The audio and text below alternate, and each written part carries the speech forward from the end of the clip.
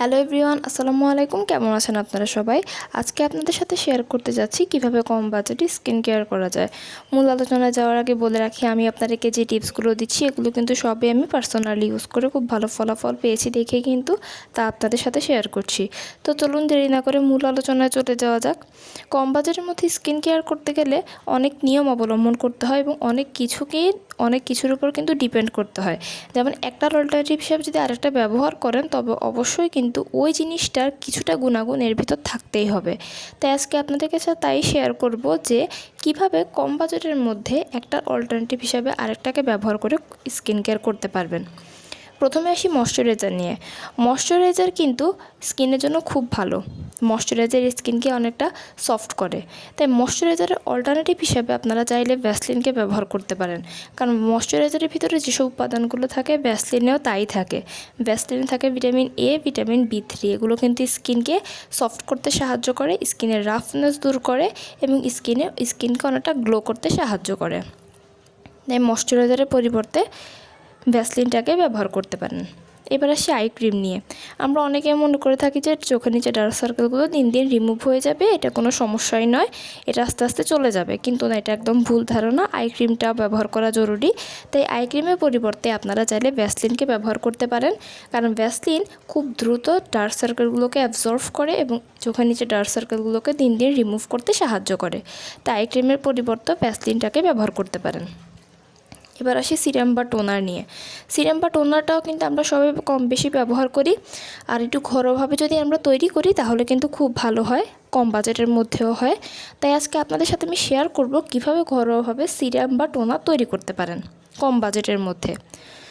আমি আপনাদেরকে বলে রাখি, আমি আপনাদেরকে যেভাবে বলবো এই সিরাম বা টোনার ঘরোয়াভাবে যেটা তৈরি করবেন এটা কিন্তু আপনারা চাইলে অয়েলি কম্বিনেশন ড্রাই যে কোনো স্কিনে ব্যবহার করতে পারবেন। অয়েলি কম্বিনেশন ড্রাই যে কোনো স্কিনে আপনারা এটা কিন্তু ব্যবহার করতে পারবেন। তো চলুন জেনে নিই কীভাবে সিরাম বা টোনারটা তৈরি করবেন। প্রথমে 2 চামচ কাঁচা দুধ নিয়ে নেবেন, তার সাথে আধা চামচ লেবুর রস, 1 থেকে 2 ফোঁটা গোলাপ জল এবং 1 থেকে 2 ফোঁটা মধু ভালোভাবে নিয়ে মিক্স করবেন এবং সকালবেলা ঘুম থেকে ওঠার পরে এবং রাতে ঘুমোতে যাওয়ার আগে মুখে খুব ভালোভাবে লাগিয়ে নেবেন। তাহলে দেখবেন যে পোরসগুলো দিন দিন মিনিমাইজ হয়ে যাবে, স্কিনটা অনেক সফট হবে এবং স্কিনে থাকা দাগগুলোও কিন্তু চলে যাবে। তাই আপনারা সিরাম বা টোনারের পরিবর্তে ঘরোয়াভাবে সিরাম বা টোনারটা তৈরি করে নিতে পারেন। এবারে আসি স্ক্রাব নিয়ে। আমরা অনেকে বিভিন্ন রকমের স্ক্রাব ব্যবহার করি এবং দোকান থেকে কিনেও থাকি। তাই আমরা ঘরোয়াভাবে কীভাবে স্ক্রাব তৈরি করতে পারি এই নিয়ে কিন্তু আমি আমার চ্যানেলে একটা ভিডিও অলরেডি রেখে দিয়েছি। আমি আপনাদেরকে সেই লিঙ্কটি আমার ডেসক্রিপশন বক্সে দিয়ে দেব এবং আজকে আপনাদের সুবিধার্থে আমি বলে দিচ্ছি কীভাবে ঘরোয়াভাবে স্ক্রাবিংটা আপনারা তৈরি করতে পারেন। খুব সহজে আপনারা এটা তৈরি করে ফেলতে পারবেন। প্রথমে 1 চামচ চালের গুঁড়ো নেবেন, তার সাথে আধা চামচ লেবুর রস, 2 চামচ কাঁচা দুধ এবং আধা চামচ মধু খুব ভালোভাবে নিয়ে মিশাবেন। তারপর তা মুখের উপরে একটু আলতো হাতে মাসাজ করবেন 2 থেকে 3 মিনিটের জন্য। খুব হার্শলি করবেন না, তাহলে স্কিনে কিন্তু ক্ষতি হতে পারে, চামড়াগুলোও কিন্তু উঠে যেতে পারে। আর এভাবে করার ফলে কিন্তু দেখবেন যে দিন দিন আপনাদের মুখের উপর থাকা ডেড সেলসগুলো চলে যাবে, ময়লা দূর হয়ে যাবে এবং স্ক্রাবটাও খুব ভালোভাবে হবে আর স্কিনের উজ্জ্বলতাও কিন্তু এটা বৃদ্ধি পাবে।